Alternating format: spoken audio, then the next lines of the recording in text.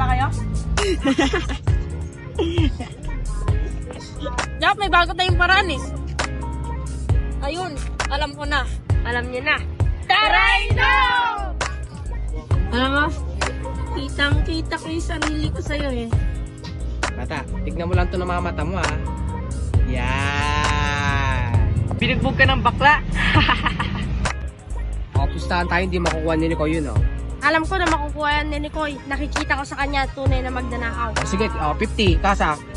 Sige na, kain na tayo. Tinola yung marami sayote. Sayote? Sa tinola? Ba?